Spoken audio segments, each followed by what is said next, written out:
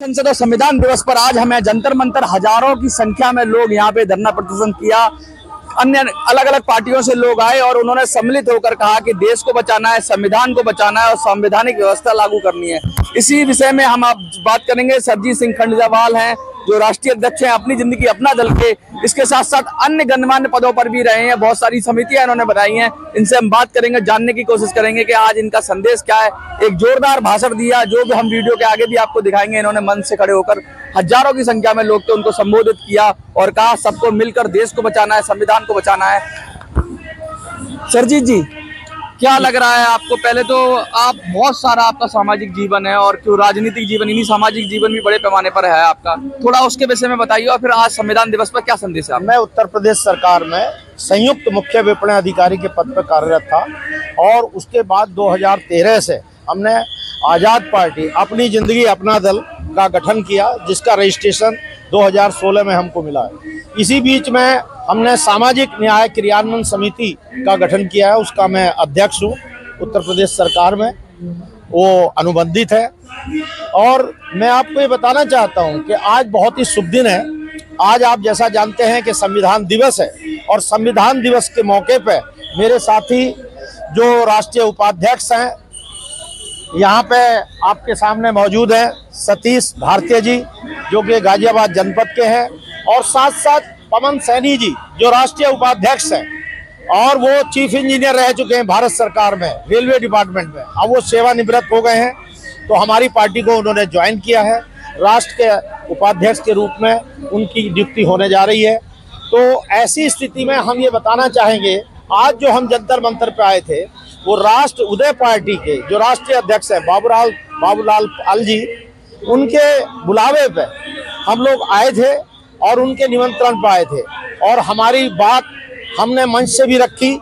हमने केवल इतनी बात कही है कि जो सामाजिक न्याय समिति की रिपोर्ट है उत्तर प्रदेश में, पिछड़ा 7%, अति पिछड़ा 11%, अत्यंत पिछड़ा 9%, उसको अभी तक लागू नहीं किया गया है। जबकि मार्च 2018 में ये समिति परम आदरणीय योगी जी मुख्यमंत्री उत्तर प्रदेश सरकार के द्वारा गठित की गई थी और उन्होंने हम लोगों को इस बात का आश्वासन दिया था कि इसके जो अध्यक्ष हैं वो इसके अध्यक्ष हाई कोर्ट के जस्टिस थे और उनकी अध्यक्षता में ये समिति गठित की गई थी और उन्होंने अपनी रिपोर्ट अक्टूबर 2018 में दे दी थी, लेकिन तब से रिपोर्ट पेंडिंग है, लागू नहीं की गई है। तो हमारा उद्देश्य यह है कि जो पिछड़ों में अत्यंत पिछड़े लोग हैं उनको भी सत्ता में भागीदारी मिले, उनको जो है सरकारी नौकरियों में भागीदारी मिले। तो इसका आरक्षण का जो है बंटवारा होना चाहिए। और इसी प्रकार से रोहिणी आयोग से भी मैं 3 बार मिल चुका था। मैडम जी रोहिणी जो हाई कोर्ट में जस्टिस थी, उनको भारत सरकार ने रोहिणी आयोग बना करके इस बात का दायित्व दिया था कि भारत सरकार की सेवाओं में इसका जो विकेंद्रीकरण है, इसका जो वर्गीकरण है, ये इसको किया जाए। और 13 बार रोहिणी आयोग की रिपोर्ट विस्तार की गई। उसके बाद अंतिम रूप से माननीय महामहिम राष्ट्रपति महोदया को ये रिपोर्ट प्रस्तुत की जा चुकी है। भारत सरकार को अब निर्णय लेना है। मुझे पूरी उम्मीद है, जैसा कि मेरे साथियों ने भी बताया है, कि भारत सरकार इस पर बहुत ही गहनता से विचार कर रही है और अत्यंत पिछड़े लोग जो समाज के दबे कुचले लोग हैं, पिछड़ों में भी जो अति पिछड़े लोग हैं, उनको न्याय देने के लिए रोहिणी आयोग की रिपोर्ट का लागू किया जाना अत्यंत आवश्यक है। आप कुछ कहना चाहेंगे? जो मान्यवर ने कहा वो सही है और हम साथ हैं। कोई संदेश आप कहना चाहेंगे? बस हमारी पार्टी के अध्यक्ष श्री सरजीत सिंह खंडेलवाल जी जो रोहिणी आयोग की रिपोर्ट लागू कराने के लिए देश में कार्य कर रहे हैं, वो कार्य करते रहें, उनको समर्थन मिलता रहेगा। और देश में यदि अत्यंत पिछड़ा वर्ग को आगे लाना है, उनकी हिस्सेदारी देनी है और उनको न्याय देना है, उनको सम्मान देना है, तो रोहिणी आयोग की रिपोर्ट को लागू करना बहुत ही अनिवार्य है।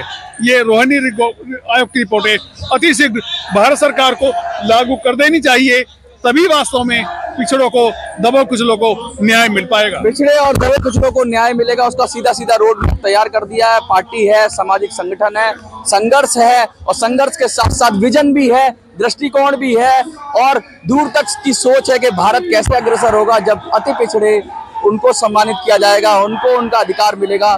तब जाकर आएगा। और रोहिणी आयोग की रिपोर्ट की बात कर रहे हैं, लगातार बहुत सारी बातें उठ रही हैं। आपको क्या लगता है, अगर इनमें दम है तो इस बात को समर्थन करिए, वीडियो को ज्यादा से शेयर करिए। जंतर मंतर से मेरी संसद के लिए मैं मनोज राजी, जय हिंद जय भारत। दिल्ली के हृदय स्थल पर हम लोग सारे माननीय बाबूराम पाल जी की अध्यक्षता में राष्ट्रवादी पार्टी के नेतृत्व में आज दिल्ली के हार्ट में, दिल्ली के हृदय में जंतर मंतर की स्थली पे सभी लोग उपस्थित हैं। बहुत ज्यादा भूमिका न बनाते हुए मैं असली मुद्दे पर आता हूं। मैं जैसा कि सभी लोग जानते हैं राष्ट्रीय आजाद पार्टी का मैं अध्यक्ष हूं, लेकिन उससे पहले जो सामाजिक न्याय समिति उत्तर प्रदेश में बनी थी मार्च 2018 में, जिसको अक्टूबर 2018 में लागू होना था, वो लागू नहीं हुई। लेकिन माननीय बाबूराम पाल जी 2 अक्टूबर 2022 को रमाबाई मैदान में ये शपथ लिए कि पूरे उत्तर प्रदेश में एक एक गांव में, एक एक घर में हम लोग डंका बजा देंगे, लेकिन सामाजिक न्याय समिति की रिपोर्ट तो लागू हर हाल में करेंगे। और किसी कीमत पे भी यदि सरकार उसको लागू नहीं करती है तो 2024 के चुनाव में जो सपना देख रहे हैं वो सपना उनका चकनाचूर हो जाएगा।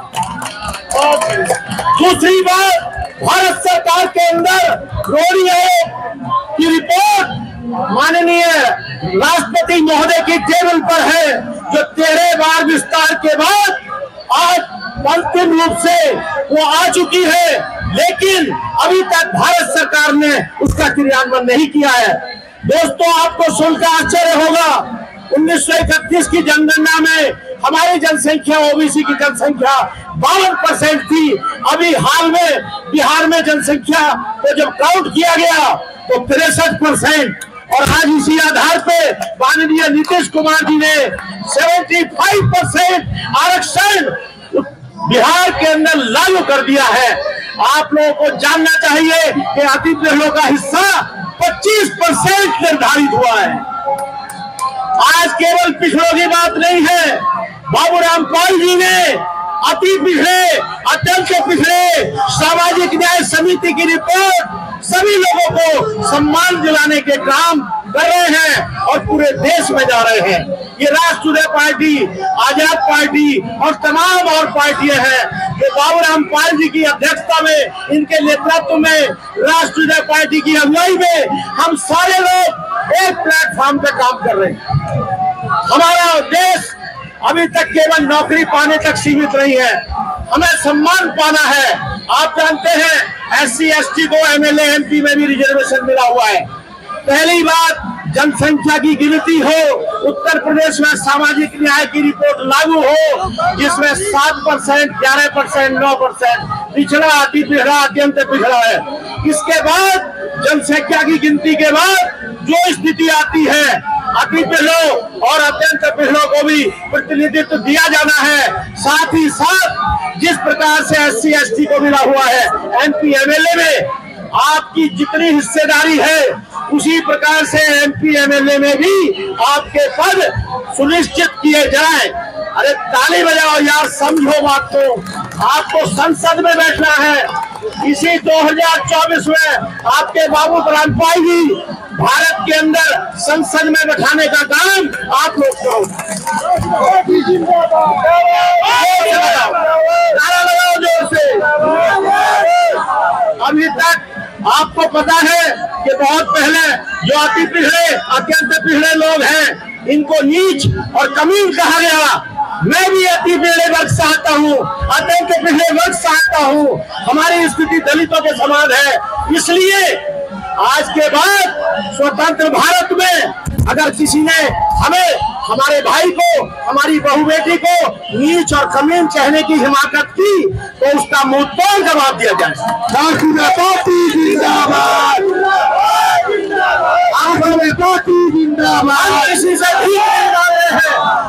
हम किसी से भीख नहीं मांग रहे हैं, हम अपना हक मांग रहे हैं।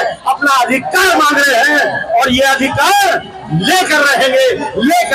धन्यवाद सर। गौरम पाल जिंदाबाद, जिंदाबाद, जिंदाबाद। अंत में ये जो हम लोगों का उद्गार है, ये सारी चीजें, सारी बातें जन जन तक पहुंचाइए और 2024 के चुनाव में दिखा दीजिए कि हम लोग जो है 60% से भी ज्यादा हैं पिछड़े, लेकिन अति पिछड़े अत्यंत पिछड़ों का हिस्सा अलग होना चाहिए, क्योंकि उनको भी सम्मान मिलना चाहिए। जिस प्रकार से SC/ST एक्ट बना है अति पिछड़ों के सम्मान में, उसी प्रकार से अति पिछड़ा एवं अत्यंत पिछड़ा अत्याचार निवारण एक्ट 2024 बनना चाहिए। साथ ही साथ जनसंख्या की गिनती होनी चाहिए OBC की, और जो जनसंख्या आती है उसके अनुपात में ही अति पिछड़े अत्यंत पिछड़ों को हिस्सेदारी होनी चाहिए, और साथ साथ MP MLA में भी हमारी हिस्सेदारी सुनिश्चित होनी चाहिए। इन्हीं शब्दों के साथ मैं अपनी बात को विराम देता हूँ। राष्ट्रीय पार्टी जिंदाबाद, राष्ट्रीय पार्टी जिंदाबाद, अपना दल जिंदाबाद, जिंदाबाद, आजाद पार्टी जिंदाबाद, भागीदारी पार्टी जिंदाबाद, राष्ट्रीय पार्टी जिंदाबाद, आजाद पार्टी जिंदाबाद। अपनी जिंदगी अपना दल यही करेगा सभी समस्याओं का हल। ओके, बहुत बहुत बधाई सभी को, बहुत बहुत धन्यवाद, बहुत बहुत धन्यवाद।